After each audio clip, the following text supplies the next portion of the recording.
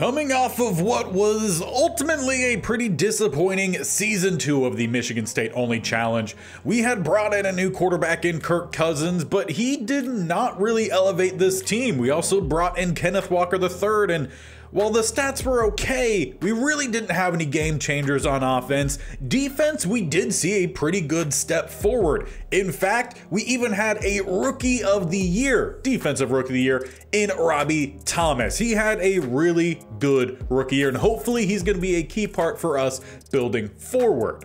On top of that, Jalen Naylor was a punt return guy for us in the Pro Bowl, and we had only one other Pro Bowler, and that was another guy for our defensive line in Zach Seiler, who really did a great job in stuffing the run this year. As for the yearly awards, we did not have any outside of Robbie Thomas, but we were in second place for Kicker of the Year with Jake Moody.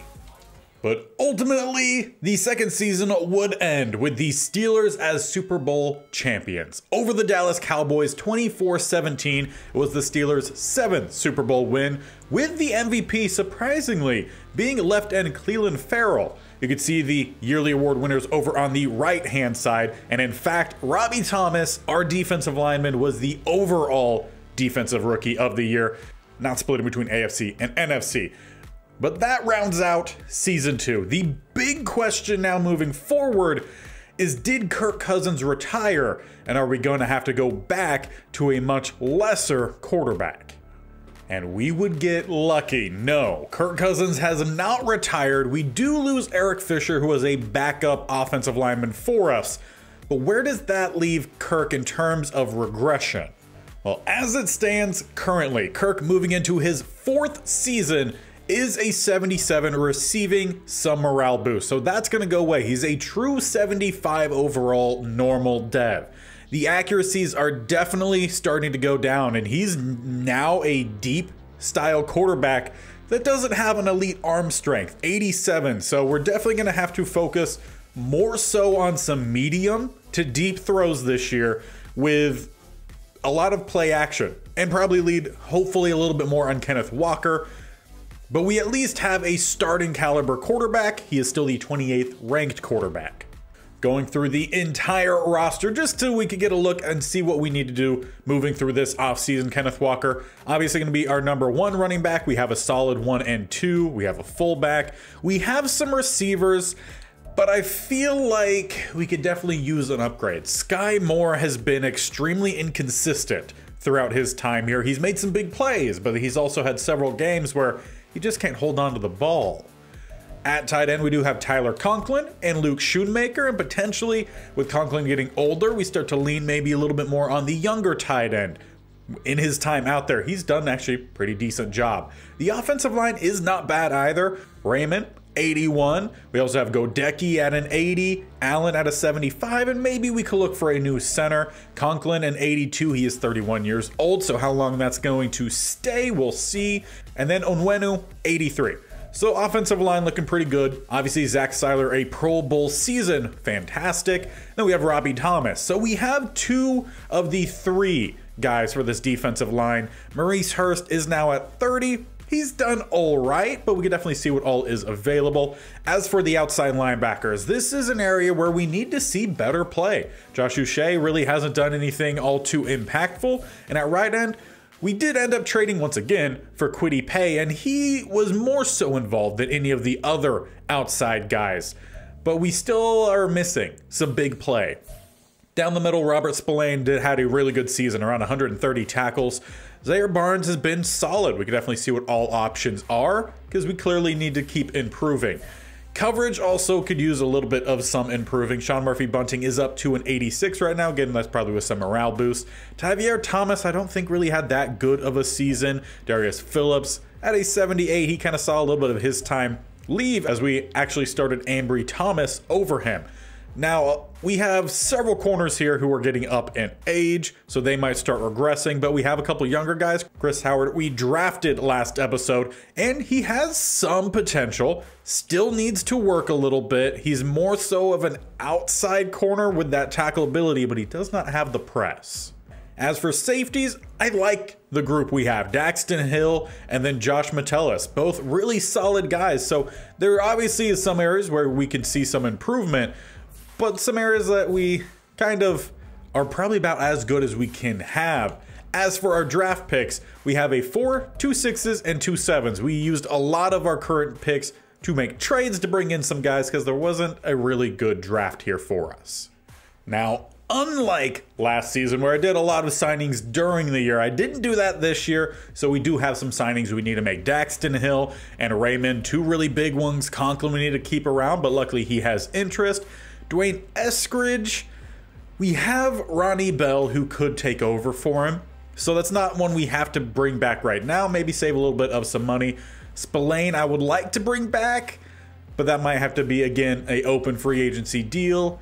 Fitzgerald is a young guy we didn't really use. Jalen Naylor, Pro Bowler at the punt return spot. Maurice Hurst, Kirk Cousins. So we definitely have some work to do before we get into open free agency. Now, starting off, we do have 3 more seasons left, so a lot of these deals are going to probably be about the 3-year, and we have a decent amount of money left, 135, so we definitely can offer contracts a little bit higher than what they are expecting to try to make sure we bring them in. Daxton Hill here, 3 years, $7.5 million per season, and he's coming back. As for Raymond, though, he does not have a whole bunch of interest. We're boosting up the numbers a little bit here, 3 years once again. A good little bit more money. This is $13.5 per season. We'll make that offer, and so far 2 for 2. As for Conklin, we're going to make it 3 years, $9 million. That would take him to he's 34. We probably won't have him starting that whole time if we go to that, depending on who we're able to find. But we'll offer this one 3 for 3. I am going to skip on Eskridge for right now just because we have that other option. And Spillane, again, I'm going to skip for now, but we will definitely probably be coming back to him. As for Maurice Hurst, he's been a continuing starter for us. He's 30 years old. We'll offer a decent amount here, though I'm going to lower the bonus, but we added some years, so maybe he'll like that. It's going to be about $8 million per season, and it works out well for us, 4 for 4. Now, this is where I expect a good chunk of our money to go, and that is with Kirk Cousins. A 1-year deal, though he doesn't have that much interest in us. So we're going to have to boost this up, make it an $18.5 million, which is more than he was expecting at least. We'll put in that offer, but he would like to play for a new team next year, so 4 of 5. If we're wanting to franchise tag him, that would be near $30 million, an extra $10 million more than what we were really wanting to offer. So that's going to have to be an open free agency deal. Connor Hayward, we will look to bring back because he's a pretty solid backup tight end for us. Make it $4.5 million for 3. That makes us 5 of 6. Now, everyone else on this list, we are not going to re-sign right now, but we'll probably look to bring him back in open free agency. So Eskridge, Spillane, Fitzgerald, Naylor. Obviously, Kirk Cousins is going to be a big one. Chris Evans, Harvey Walker, the UDFA, we'll probably try to bring him back. Brad Hawkins, Xavier Henderson, Brian Money or Moan, still again not sure on that one. Chris Wormsley, Coleman Shelton, Taco Charlton, and Gerard Wilson. And let's just say open free agency did not treat us too nicely this go around. Here's who we did bring in or bring back. Spillane, we had to give him a lot of money. He's on a 3-year deal worth a lot. You can see the numbers over on the right hand side, 15 for salary, 18 for bonus, but we had to do that because he had no reason to come here. Motivation's very low. We did bring in some pretty good backup linemen in Glasgow and Okafor. We did also bring back Eskridge. We brought in a new fullback, Trey Givens, in his 2nd year. He looks like he could be a really good lead fullback for us, and we're going to have to probably lean pretty heavily on that running game. Chris Wormley is back. We brought in a new middle linebacker in Zach Lacey, brought back Tevin Fitzgerald. Evans is back, brought in another backup offensive lineman, Oluwatimi. Maybe pronouncing that, maybe close, maybe not. Gerard Wilson is back, brought back Harvey Walker, and brought in Ethan Brady, a just developmental young offensive lineman who we could have be depth. But obviously we're missing a big name here. And we do not have our guy, Kirk Cousins. No matter how much money I threw at him, he did not want to come back. He wanted to go to the Carolina Panthers, the only other team that offered him. Just funny because we are currently doing a Carolina Panthers franchise. But yeah, Kirk Cousins did not want to come back and play for this team. However, he was not the only player that didn't want to come play for us no matter how much money we threw his way. As Mozzie Smith, we gave more money than the Minnesota Vikings, so we're going to be playing against him now. The Vikings gave him a 2-year deal worth 4.1 for salary, 10.1 for bonus. I gave him a 3-year deal worth about 5.5 for salary, and I think around that 10 for the bonus. Just didn't want to come here. So he goes and joins the Vikings and leaves us with still not a young guy at DT. But at least we were able to bring back a lot of depth. A couple spot starters. Spillane is still a starter, but we missed out on some big guys, so Cooper Rush is back at quarterback 1. But as we move forward, we got to talk a little bit about the draft. And there is a quarterback in this draft class. He's just a potential undrafted and very much is an undrafted talent. Quayshawn Alden. 6 foot, 227. He's a field general out of Michigan State. He has a little bit of some mobility to his game, solid throw power, accuracy's not that good, B for short, C medium, F deep, with F throw under pressure, F juke, F break sack. He's definitely not going to be a starter, but may have to be our backup. Outside of him, there is a day 3 receiver in Juan Jones out of Grand Valley State. Doesn't look all too intriguing. And then there is Glenn Ivory, the one potential really high talented guy from this class. And he's still around 1 to 2. But as we saw earlier, we're not picking until the 4th round. And I don't see a talent here which makes me want to trade up. Now, he has some pretty good strength. 38 reps, some pretty good bench reps. But the moves itself, I mean, nothing crazy. It does kind of remind me of Robbie Thomas, who just had a Defensive Player of the Year award, and potentially he could be good, but he's a top 5 projection, and he's probably going way higher than what we could maybe even try to trade back to. In fact, they currently have him listed 2nd in mock draft 5 going to the Philadelphia Eagles, so we are not going to be bringing in Glenn Ivory. And from there, there's really just not a lot. So as we get this draft underway, there's really only one thing we could do, and that is skip ahead to our selection. And then we're going to need to hunt through different teams' rosters and maybe try to find someone we could trade for. But unfortunately, no one wanted to give us a player for this pick, so let's see what we could get for future selections. And the best offer seems to be from the Bills, just giving them this 4th pick, and we'll pick up a 3rd next year. Fine by me. And with our first selection here in the 6th round, it's the 2nd overall this round, we could get a future 6, 7, and then another future 7 in the year after from the Colts. That's the best haul for this selection, so we'll do that one as well. With the later 6, trading that one to the Ravens for a future 6 and 7. And we'll be doing the same with the 7th round selection. So the first one we're trading to the Commanders for next year's 6th round pick. So we're loading up on a lot of 6s. And for the last selection for our draft, it'll be another trade to the Browns with another 6th round pick. So potentially with all these 6th round picks, we might be able to package them up and move up a little bit in some drafts, but we are not making a single draft in this draft. So let's advance to the end. And I just have to check one guy to see how good he was, and that is Glenn Ivory, the only draftable prospect for us. And he's a 74 hidden dev. He did go 2nd overall to the Eagles. And I mean, very similar to what we saw with Robbie Thomas, though we got Thomas much lower, if I'm not mistaken, than the 2nd overall selection. So I think that fits pretty well for us. Glenn Ivory, who knows, maybe he joins us at a later time this series. So what we do from here is I'm going to go through, sign any potential undrafteds that I think might be decent, get the roster set. We'll take a look at the next draft class to see if it's any better. Then if not, again, we could use those picks to make some trades and try to get this team better situated for season 3. Now I just have to interject here while it's getting forward. At the end of the preseason, we surprisingly finished 3-0. And we were only one of 3 teams in total to do that, Cowboys and Bengals, so a bit of a surprise. Defense, they gave up 47 points, which is by no means bad. It's actually pretty decent. And we scored 63, which is actually not all too awful, slightly above average. So I guess we need to take a look at these stats then. Cooper Rush, 2 touchdowns, 2 interceptions, 66% completion, and pretty much exactly what we saw from his year starting.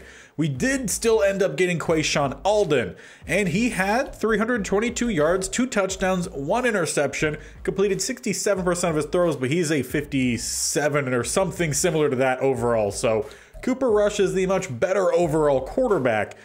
But if Rush doesn't do well, maybe Alden does get some playing time. As for the rushing game, Kenneth Walker, 4.3 yards a rush. However, Haskins did have 3 touchdowns. Receiving-wise, Ronnie Bell was our best, and I think we're going to start him this season over Eskridge. He had 2 touchdowns. In fact, he led the team in receiving touchdowns. Collins, Schoonmaker, and Hayward were the other reception artists. As for defense, Zach Lacey, one of the guys we just signed, led us in tackles with 20. Though Zaire Barnes not too far behind. We had a couple guys with 3 tackles for a loss, Kwity Paye and Uche. As for sacks, Robbie Thomas led us with 2. Did we have any interceptions? We had 2. Ambry Thomas and Josiah Scott. Kicking wise, 2 for 2 and 7 of 7 for Jake Moody. So overall, pretty solid. And the tanking is officially underway. We finally have a quarterback prospect, and he's a top 5 projection. Bernard Elliott, 6'3", 223, 21 years old, out of Michigan State. We don't know anything really about him. Definitely going to be our primary scout for us, but we have a top 5 projected quarterback, and even if he drops a lot, he's probably still going to be a better option for us than Cooper Rush for a 3rd season. So that is great to see. On top of that, we have some other options on offense we could go at late on. There's a day 3 running back out of Eastern Michigan, a day 3 tight end out of Michigan. Offensive line, not a whole lot. There is a day 3 Philip Nowak out of Michigan. Defensive line, really not much. There's maybe an edge rusher, but with the size 6'2", 234, I imagine Jeremiah Hendricks is going to be an inside linebacker. But there is also Reggie Hawkins out of Central Michigan. 5'11", 181, around 1-2 projection, fantastic. And Dylan Carrington out of Western Michigan, 5'11", 185, around 2-3 projection. So we finally have some cornerbacks which are good because a lot of our guys are getting older. So this is a pretty promising draft here for us, which again tells me we are not going to be trading for anyone. This is potentially a tank kind of year. We want to make sure that we could draft Bernard Elliott. And currently going into this next season, we are projected to have the 7th overall selection. So we have to do even worse than they're projecting that we do. We also have a 2nd, 2 thirds, a 4th, 5th, a whole lot of 6s, and a good bit of 7s. So we have a lot of late round picks we could try to use to trade up, maybe get some more mid-round selections, and then use those to also maybe try to trade up. It's options that we have. But there's a quarterback that we definitely will probably have to go after because I doubt Cooper Rush is going to win us a Super Bowl. But season 3 begins with me now changing focus because I was going to try to come up with a nice playbook, focus on the running game, have Kenneth Walker be our main guy, plus the tight ends. We now have a really promising fullback. Now I think we give this season to the young guys and let them develop. For a young quarterback to step in, hopefully he's going to have a really good dev trait, being a top 5, and hopefully he actually ends up being pretty good. So knock on wood, fingers crossed. I still have to set up the rest of the depth chart, but then as soon as that happens, why not? Let's jump in here to the first game against Baltimore and see how good these young players can do.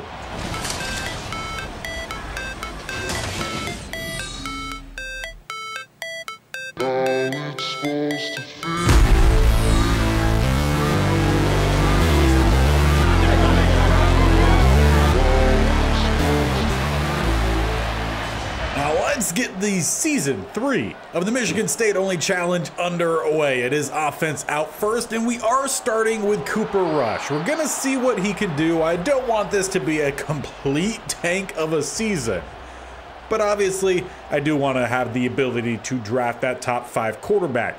So if Rush doesn't do too well, then we definitely switch out for the UDFA as we do find Sky Moore. As for the two starting outside receivers, they're staying the same. They're on the younger half of their careers in Moore and Collins. But we are going to see a new guy in the slot in Ronnie Bell, and hopefully we see Walker have a pretty decent season. The offensive line outside of center is the same. We dropped Allen out of the starting lineup and we went with Glasgow. He's an older guy by like a year or so, but I want a good offensive line for Walker to have a good season behind. As he spins off, picking up a good chunk. And it's primarily Walker that I want us to have a good season with, so we ensure he keeps that superstar dead. Everyone else, I'm okay with them kind of just going with the young guys, as that pass was extremely wayward. We are seeing Schoonmaker get the start at tight end over Conklin this year, and I did finally actually figure out, I don't think I mentioned it last episode, but it is Schoonmaker, not Schoonmaker, even though Schoonmaker sounds cooler to me. No offense to any Schoonmakers, but it just sounds fun. As we have 3rd and 7, we're just outside the 30. Got 2 up top, 1 down to the bottom. Ronnie Bell, the starting slot man, as Cooper Rush will get it too. I believe that is Ronnie Bell sprinting inside the 15, dragged down at the 12. He started to get a bit more involved late on last season, and he should get a good bit more development this season. As we go back to the running game, it's back to the line of scrimmage for Walker. He's either the same age, if not actually a little bit younger than our other running back, so definitely sticking with Walker without a doubt. As it's 2nd and 10, it's a dump off for Bell, but just not accurate. Even the offensive lineman upset with that throw. When was the last time you saw an O-lineman shove their own quarterback? It's 3rd and 10. As we got 2 down to the bottom, 1 up top. Cooper Rush from a clean pocket. It's holding up well. Eventually, there's going to be a throw or a sack. What is the record for the longest play in the pocket to go nowhere? Absolute insanity. As it's 4th and 10, we send out Jake Moody. He will hit the field goal. We'll go up 3 to end our first drive. But old man Rodgers still out here slinging it around. A couple seasons into this series, he's down to an 80 overall. As they start with a jet sweep going towards the top, cutting down the middle, make it a jet sweep dive, actually. They pick up 15. Smith and Jigba showing off some athleticism there as they're sitting in pistol here with their fresh set of downs up at the 40. They go with a little bit of some play action. It's a read option, and Robbie Thomas just destroyed Rodgers. He might need a walker after that hit. 2nd and 10. They got 2 tight ends down to the bottom and a fullback in a strong set. Going with a stretch down to the bottom and breaking one. Nearly getting away, but Robbie Thomas, pretty sure tackler. There is a flag down, and it's going to back him up. Shaq Mason just grabbing a little too much jersey on that one.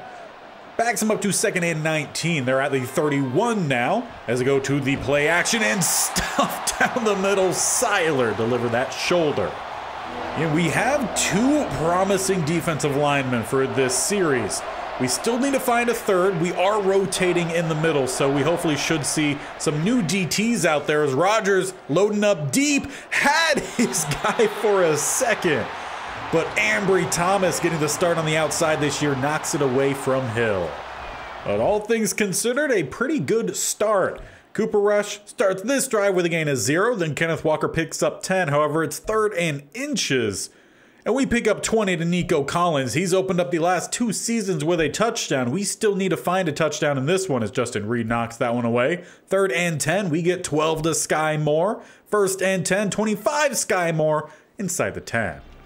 So will history repeat itself for a 3rd straight time?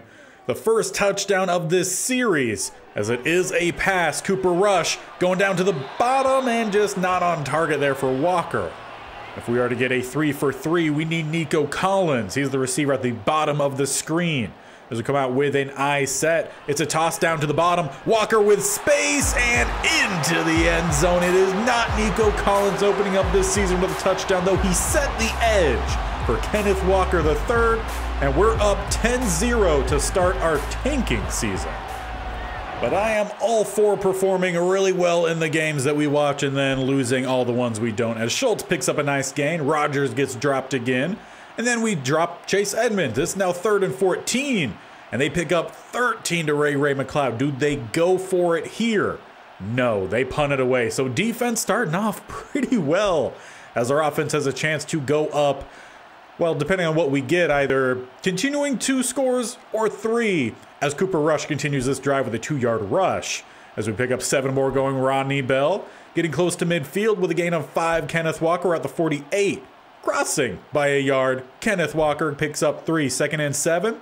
5 more to Walker. 3rd and 2. Rodney Bell with 7. We're getting a lot of younger guys involved. Nico Collins, rush of 0. Not exactly a younger guy nor picking up anything as we then lose 3 to Kenneth Walker, leaves 3rd and 12. And it's knocked away by Brandon Steffen. So do we send out the field goal unit? Yeah, and Jake Moody hit it. 57 yards, we're up 13-0. So it's still a 2-score game, but it's a pretty good start to this one. As we're closing inside now the 2-minute warning, getting towards halftime. 1st and 10 for the Ravens. Rodgers picks up 6, 2nd and 4. Zach Lacey, the new inside backer, knocks it away, but they pick it up to Dalton Schultz on 3rd down. 1st and 10, 27 to Tyreek Hill, and why not jump in from here? Ravens trying to find at least some points before halftime. They have all 3 timeouts, about 40 seconds. They're down inside the 30, about at the 25 as Smith and Jigba picks up 3. Rodgers 6 of 8, 80 yards, but has not led him to a touchdown drive yet. They got 2 receivers up top, 2 tight ends at the bottom. They go across to Schultz, who gets stood up by the linebackers. They blow the whistle there. Leaves 3rd and 1 as they call their first timeout. It will be a pass. Rodgers rolling down to the bottom, contained by Robbie Thomas. Forces the throwaway. 4th and 1. But Rodgers is not leaving the field. They want a touchdown before half. They will throw for it, but it's not a good one to Smith and Jigba. We hold once again. And with 3 timeouts, 29 seconds, we're bringing out Alden here, the UDFA at quarterback, because he has a stronger arm. Let's see if we can find a little bit of some more points before halftime as we lay it out at Shoemaker. And this might be a 1-play touchdown past the diving defender. How about that for the UDFA? Comes in for 1 play, throws a dot to the tight end, getting his first career start, not due to injury. And it's a massive 75-yard touchdown to widen this to 3 scores before half. Of course, though, we would start to see us have our best performance yet. Knock on wood, it's still the first half as we did actually miss the point after. It's 20 to, no way, it was 13. Not okay, so we didn't miss it, but of course we would still have our best performance after I say that we're trying to tank, but there we go, Madden, thank you. 71 yards to Smith and Jigba before the half. So essentially nullifies both drives. We still have a 13-point lead as we start the second half. However, it is the Ravens starting off that half. As it's a sack from Kwity Paye, he is getting the start out there. We're rotating some of the edge guys. And then Ambry Thomas knocks it away once again. So defense, they're surprisingly playing pretty well out there. Offense, we get a rush to Chris Evans. Luckily, Kenneth Walker does come back out the next play. So no injury concerns. Alden is going to get a little bit of playing time whenever they're in that specific formation we were just in, because I did a substitution and haven't changed it. So we might see a little bit of the quarterbacks rotating as Rodney Bell drops it. That is the first time this offense doesn't end up going anywhere. We punt away. Ravens, come on. Get a good drive going here. Pull one back as they pick up 20. It's just been Smith and Jigba today making the big plays here for him. As Rodgers dropped after gaining nothing. Then 14, back to Smith and Jigba. They're inside the 20. They're inside the 5. About inside the 5. Now inside the 5. At the 1, Rodgers dropped, loss of 2. 3rd and goal. Then there's a touchdown, A.J. Dillon. So Ravens pulling themselves back in this one. Again, I don't care if we lose all these games. I am perfectly fine going 0-17. Just want some highlights sprinkled in there as it's an interception. Justin Reed. So Ravens could definitely jump in front now if they end this drive with a touchdown. 3rd and 2. Rodgers picks it up at his elder age. 2nd and 8. He rushes again. 3rd and 5. Incomplete pass. 4th and 5. Field goal. We hold on to a field goal lead. But why not? Let's jump on into this next drive. It's been a little while since we watched the offense. I did accidentally skip first down, so it's 2nd and 10 as we begin. I form. We hand it off, Walker down the middle. It should have been a block there from, I believe that was Glasgow. Would have sprung Walker for more, but it's still a decent little bit there on 2nd down. Makes it more manageable on 3rd.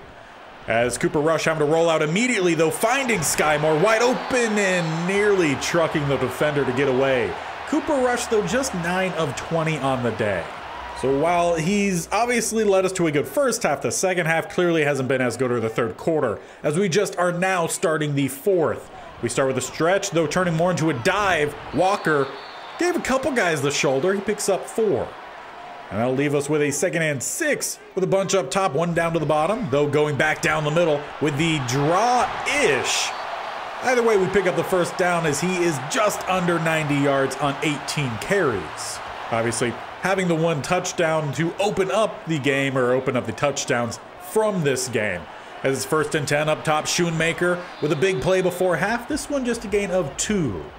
And it was Cooper Rush who did throw the interception to Justin Reed, so it did not go to the UDFA.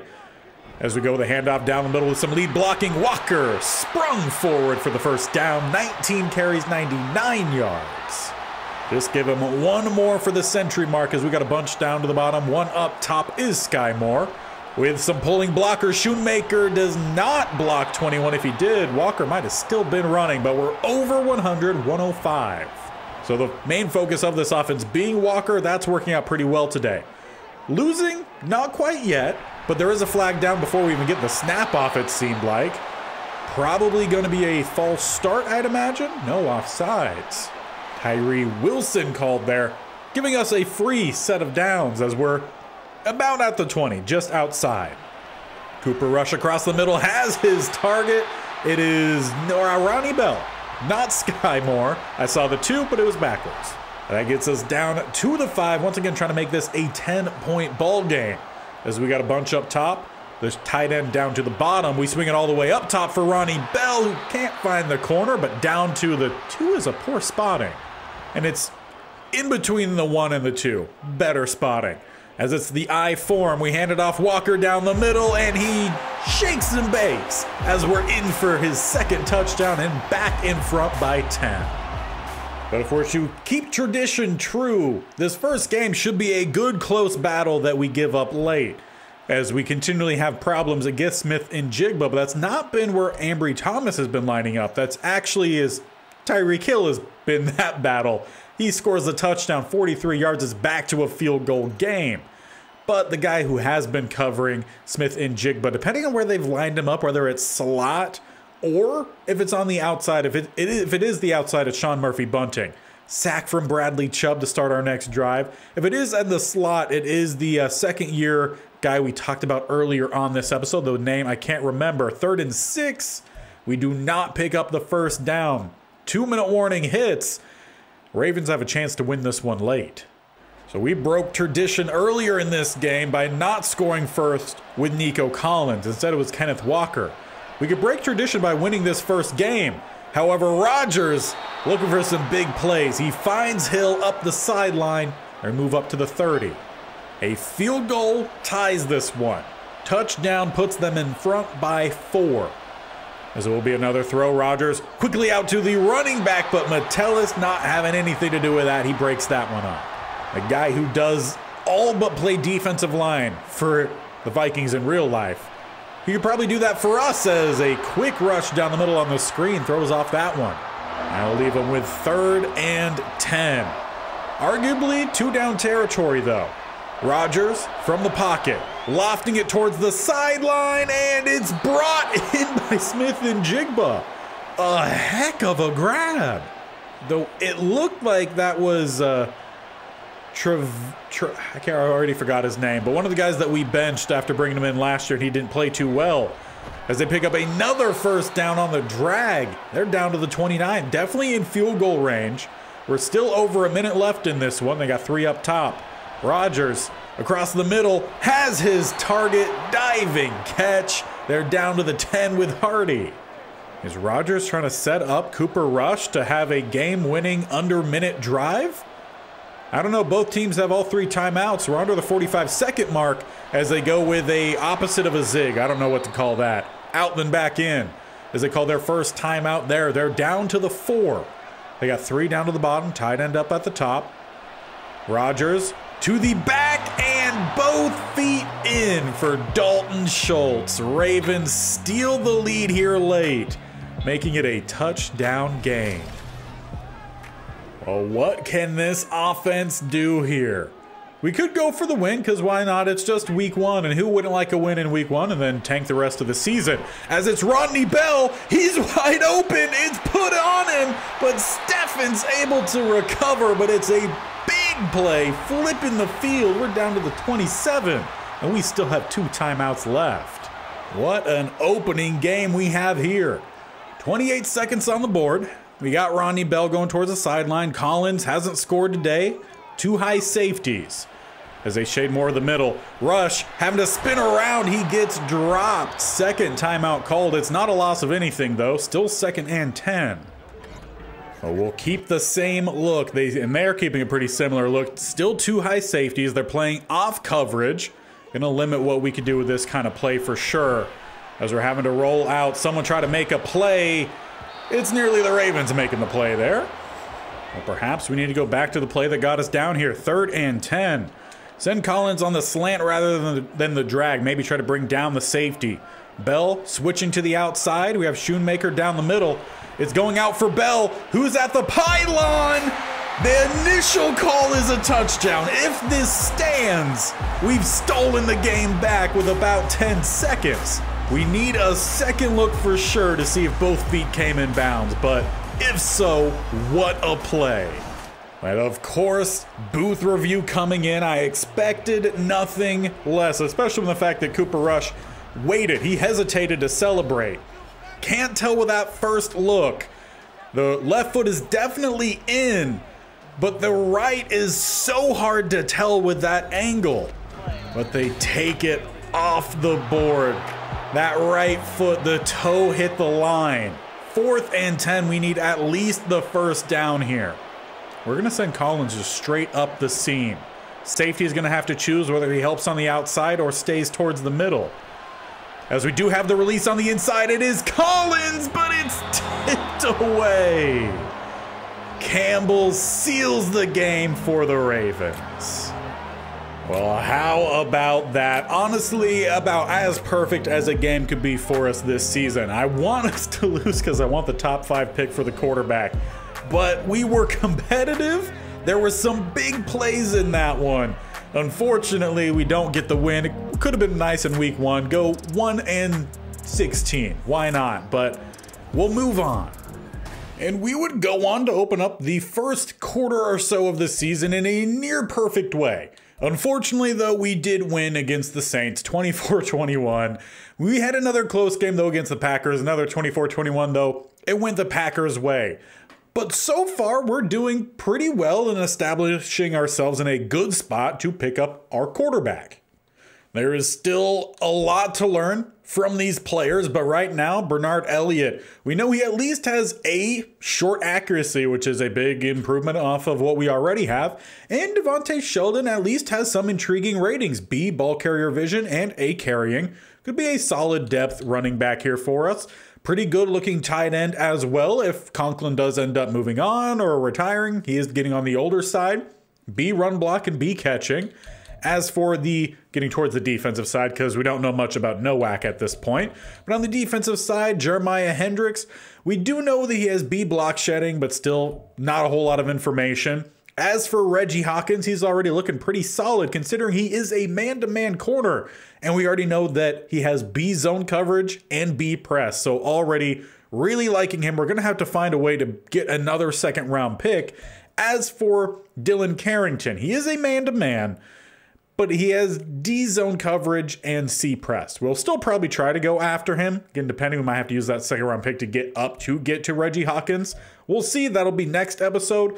But for the most part, this next draft class is already looking really promising. Probably best we've seen so far. As for where we sit in the league right now, our offense is, middle of the road. We're 15th. Defense, 30th. So despite the defense looking pretty good in that first half of game 1, after that and apparently beyond, they've struggled. Cooper Rush is at 7 touchdowns, 4 interceptions, 58% completion. As for Quayshawn Alden, he's only thrown that one pass that was an actual 84-yard touchdown. I thought it was 75. Either way, it was a big play. Running wise, Kenneth Walker averaging about 4.5 yards. Haskins at 4. They have 5 total touchdowns between them, though 4 of them going to Walker. As for receiving, Nico Collins, our primary guy, 20 catches, 281, does have 3 touchdowns. So the touchdowns coming his way a little bit more. Schoonmaker is our number 2 reception guy right now, over Moore, over Walker, and over Ronnie Bell, who's just had 14 catches. He does have a touchdown, but we've seen slightly better play from Sky Moore with the same amount of catches, or even Walker has done better with less catches. So we're moving the ball around a good bit at least. Though do have to point out that Raymond is not off to a great start to this season. Only through 5 games, he's already given up 7 sacks, so more than 1 sack a game. Glasgow not doing too bad, Omenahu not doing too bad, Okafor, he shouldn't be out there all too often, but in his limited play, he has given up a sack. But Luke Godecki and Jack Conklin both doing really well. Defensively, it is a close race between our middle linebackers for that top tackle guy. Right now, it is Zach Lacey at 36, Barnes at 32. Tackles for a loss, Seiler already having 7. And sack leader is Kwity Paye, surprisingly, 5.5. Thomas only with 1, and I believe that one came in week 1. So he hasn't had as strong of a start this season, but not awful. Interceptions, we haven't had a single one. Kicking, though, it's all right. Jake Moody has already missed a couple, 4 of 5 on field goals, 11 of 12 on extra points. And through the opening 5 games, it's the Bears once again leading the division. They are 5-0. Meanwhile, we're at the bottom 1-4, exactly where we want to be. In fact, we are currently the not worst team. The Giants are 0-5, and there are quite a few different teams who are 1-4. So even now, despite only winning 1 game, we are not inside the top 5. So we need to do some more losing.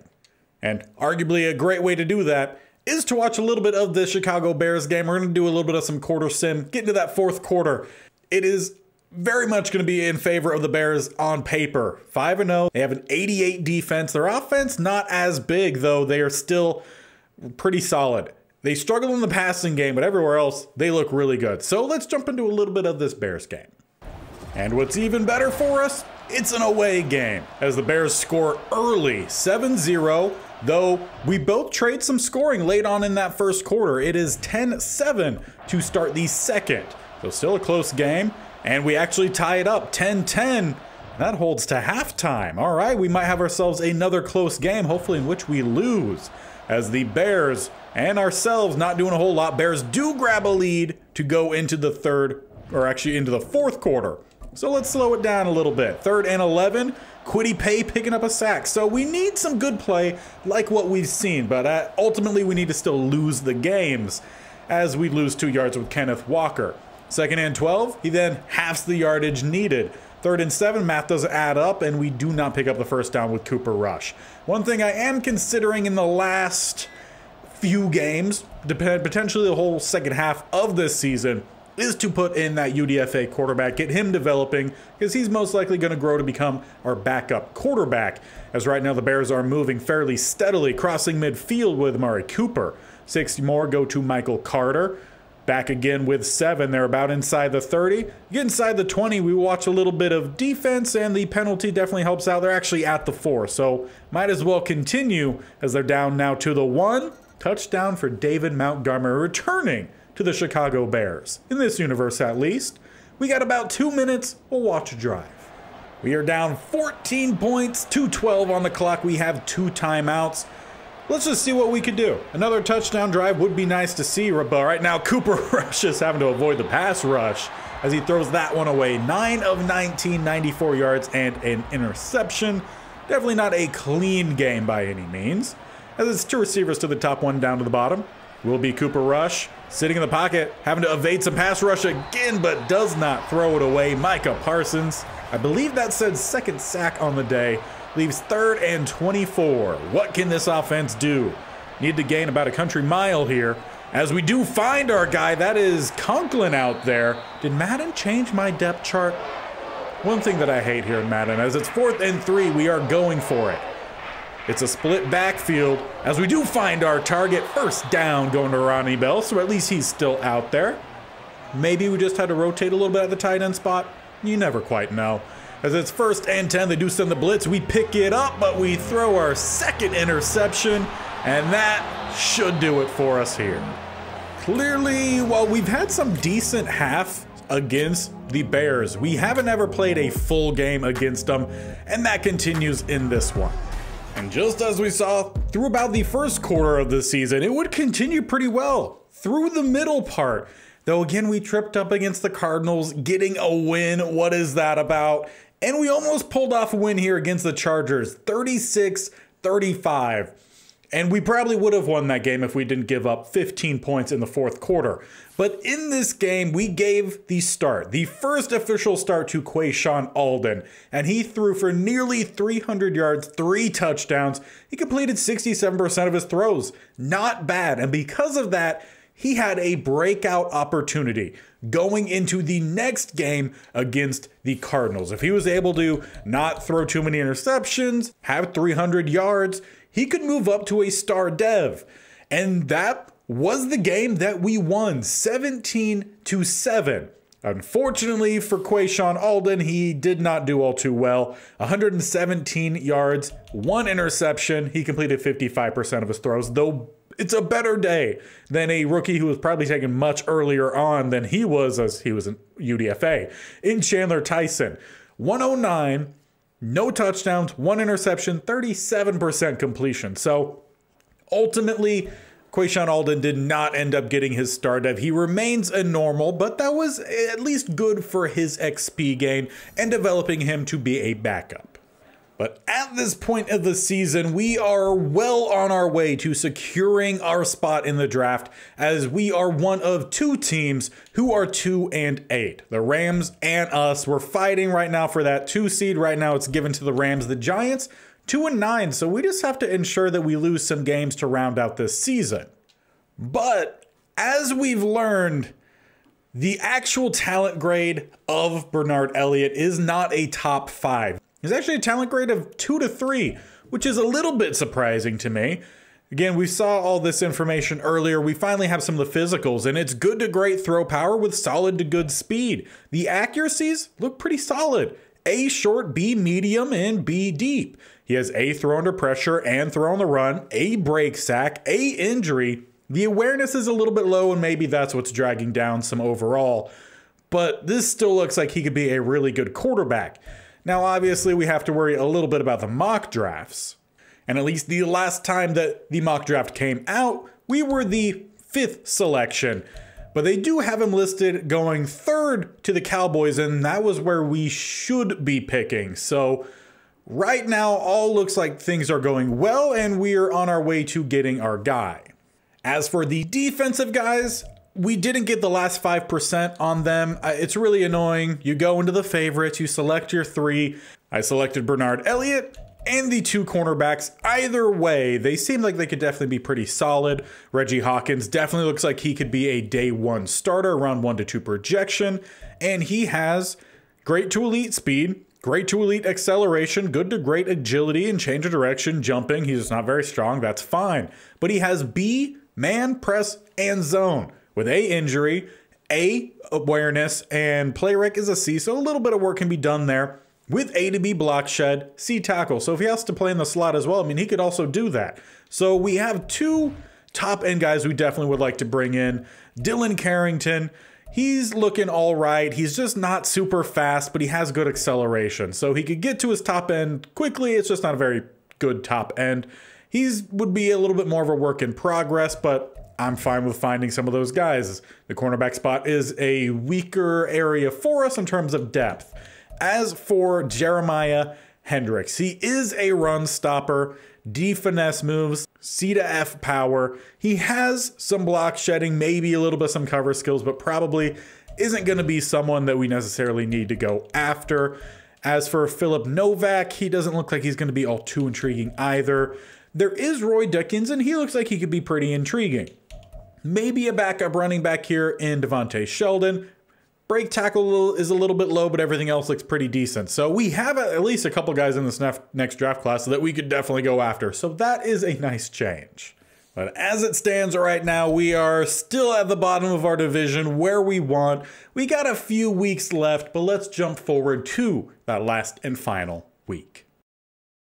And I've got to be honest, I was a bit worried moving forward after we rattled off 2 straight wins against divisional opponents. Like, who are we?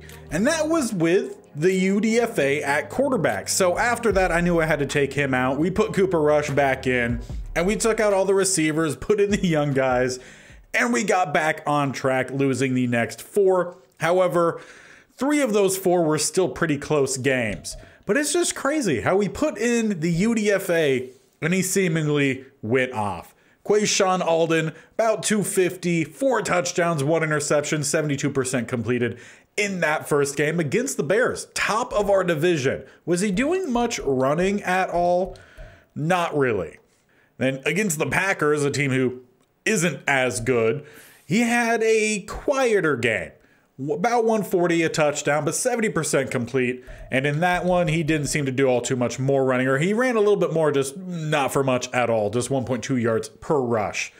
But we were able to resettle this team, and we are back still in 3rd right now. Now, there's a whole lot of teams, 4 teams, who are 4-12. So depending how this last week goes, we could have the first selection, which is nice just so we can kind of rotate a little bit.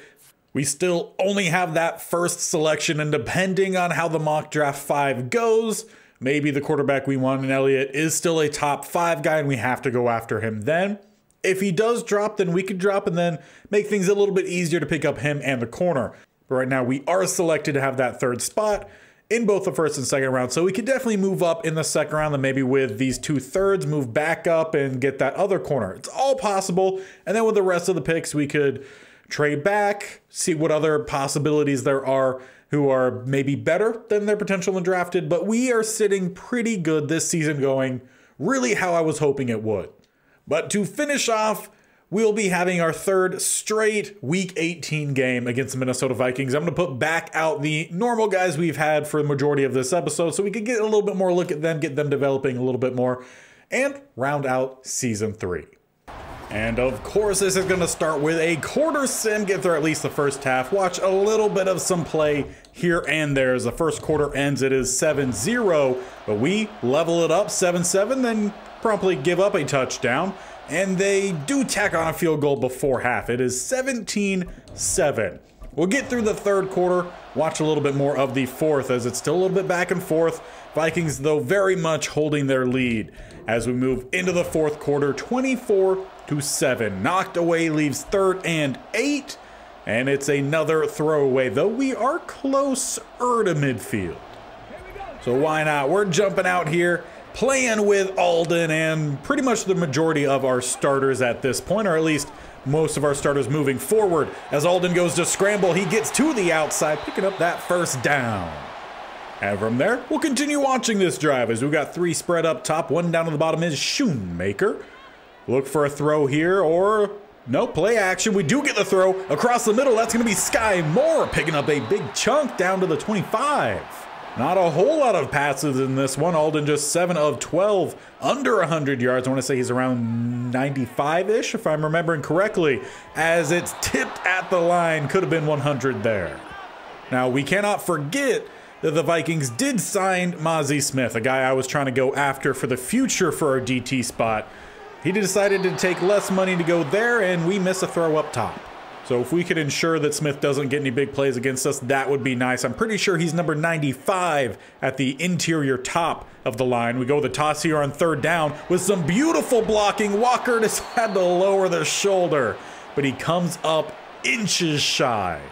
Edmonds ends up delivering just as big of a hit. And on 4th and about half a yard or so, we are going for it. We need the blocks, which we get spinning off of, I think it was Mazi Smith. A little bit of some frustration there shared by his Michigan-only teammates. Why not? We'll keep out here. 1st and 10. We got 13 more yards to go. Look for something to that back pylon, perhaps. It's a little bit flatter, but it's a touchdown for Rodney Bell. We at least get one against one of our rivals that we have not scored very much against, and some more XP for the young receiver. Now, what would be fun would be if we could get a quick stop here from our defense, get the ball back, get another touchdown, and make things interesting late. It's not really going to happen when we give up big play after big play. As they get 8 more yards, Christian McCaffrey, they're close down to the 30, now close to the 20, and they're inside the 20. Haven't gotten to see much from this defense this year. I have no idea if Robbie Thomas has continued what was a Defensive Rookie of the Year performance, how well he's done this year. We'll definitely check the stats at the end as he's involved on that play. And by the look of that helmet, all scuffed up, I imagine he's involved in quite a bit. As it's 3rd and 5. Will be a throw. Lamar Jackson getting pressured, and Robbie Thomas tosses him down. It's his 1st sack of the day, 5th tackle, so he's definitely getting involved a good bit. And we end up holding down by the end zone, bringing out the field goal unit. This would make it a 13-point game inside the 2-minute mark. It is up and through. So let's just see what kind of shenanigans we could get into here late on. We have 1:57, 3 timeouts, would like one more score before we wrap this one up, as we have to get it across the middle, but it's overthrown for Walker. Pass rush showed up on that one and threw off the pass. It was also just not great accuracy. Alden's best accuracy is short, but we're looking to go a little bit deeper than that, as that one's placed well for Sky Moore as we're past the midfield line. I will say, been pretty impressed with the play from Alden. He's up to around a 66 overall, I believe. So, I mean, by no means is he a highly rated player. And a throw like that will show it, as that is how we will end this season. All in all, I think this season did go, again, exactly as I hoped it would. Competitive, yet losing. Tanking so we could pick up our quarterback, no problem. We saw a lot of growth with some of these young guys, and they're now definitely fighting for the true starting spots. And I can't wait to see these stats. And overall, offense 26, not bad. Defense improved a little bit throughout that second half, 29th. As for the individual stats, what I was really wanting to see, Cooper Rush, 17 touchdowns, 8 interceptions, 58% complete, around 2,200 yards, about what I expected. Quayshawn Alden, 10 touchdowns, 3 interceptions, 64% complete, for a little bit over 1,000. Now, he played about half the downs, roughly, of that of Rush. So if you double the stats here, which no one's going to play exactly the same, but that would be about the same amount of passing yards, more touchdowns, and less interceptions, with still would be the 64% completion. So Quayshawn Alden was a better quarterback for us than Cooper Rush this year, which was expected because Alden had the wins, Rush did not. Running-wise, Kenneth Walker III did go over 1,000, which was good because he sat out a few games, so I made sure we lost. And he's still over 1,000, close to 1,200, 12 touchdowns. He did not fumble a single time. He averaged near 6 yards a rush at about 80 yards a game. We didn't see much from the backups. Haskins had half the amount of carries, and he did all right. He had a fumble. He did score 2 touchdowns. So did Evans. But nothing all too crazy from any of these backup running backs. Receiving-wise, Rodney Bell ended up being our leading receiver. 44 catches, 625 yards, 6 touchdowns. He played throughout the entire season. So some of the top guys like Sky Moore and Nico Collins, they missed, I would say, around 4 or so games. So their numbers could have been a little bit higher. Collins just 4 touchdowns, so he did not put a lot of points on the board after that first quarter of the season. 39 catches, 581. Sky Moore, we know what we get from him. I can't really say it's an improved season from him, but we know what we have with him. Schoonmaker, I thought he did pretty solid. I would say similar stats to that of Conklin.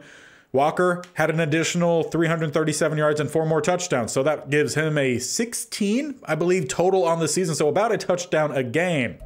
All in all, not too bad. Blocking wise, Raymond still kept that average at about 1 sack a game, slightly improved, but everyone else did a whole lot better. We did miss Conklin for the last about 5 or 6 games. He did suffer an injury. Glasgow ended up stepping in at that spot and Allen back at center. So we'll see how this offensive line sticks together moving forward. Glasgow very well might retire. As for the defense, Zach Lacey, 116 tackles, got a chance to start this season, primarily due to Elliott, the projected quarterback for us, and Zaire Barnes, 114. Tackles for a loss, Robbie Thomas continues to have a really good start to his career, 15. Seiler did not have as good of a season this year for us, but was solid. He had to play a slightly different position than he did previously. And Maurice Hurst, who really was only out there in the nickel downs, did really well. 11 tackles for a loss. Quiddy Payne had 7, and he led the team with 12.5 sacks. So that trade from last year working its dividends later on.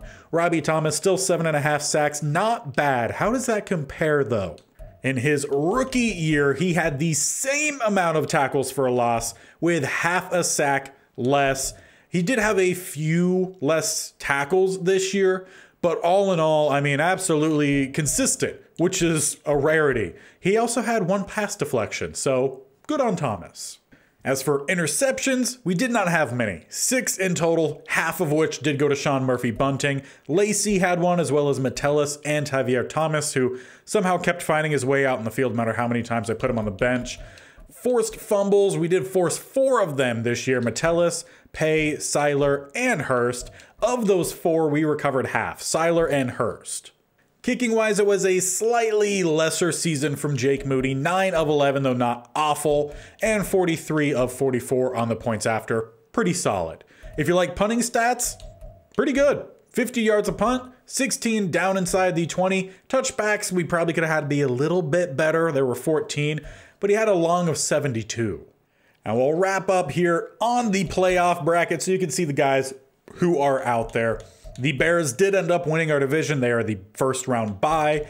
And the Vikings, they end up being the 5th seed despite being pretty close in record-wise to that of the Bears. But that's kind of how it goes. Overall, again, it's not a fantastic season in terms of winning, but for setting us up for what should be a really good draft next time and then a full go in season 4 where we have 2 more total seasons remaining. It was a good season. We saw a lot of development. We saw a lot of guys making plays, and we definitely have a path forward. Robbie Thomas is a key guy for us on defense, and Kenneth Walker is the guy on offense. So we are set for a true run for the playoffs next episode, and hopefully that starts with an offseason that goes really well for us. I would like to bring in another receiver, Donovan Peoples-Jones, as the next highest overall underneath Nico Collins. That could move down Sky Moore to maybe a slot. Maybe he's just the next guy off the bench. I thought Rodney Bell did pretty well in this episode, so do I want to kick him out of the slot? I don't know. We'll play around with it. It's better to have too many good players than not enough. But would like to find a new receiver, add a couple guys to the defense to help bolster, and overall, I think we are set for the playoff run. So if you guys enjoyed, hit that bell icon in the bottom right or scroll down, hit the subscription button. They both do the same thing, and subscribing to this channel gets completely free to you. It just helps this channel grow. It also helps grow if you hit that bell icon and you're here to watch it as soon as it goes live. This series every single Wednesday and Saturday. Plus we have the Panthers traditional franchise every single Monday, Tuesday, Thursday, and Friday. So you guys got a bunch of videos coming at you. So go ahead, subscribe, stick around. We're about 90 subs away from the 1K mark. So I'd appreciate if you guys do enjoy, do show the channel some love, and we'll see you guys next time for hopefully a run at the playoffs.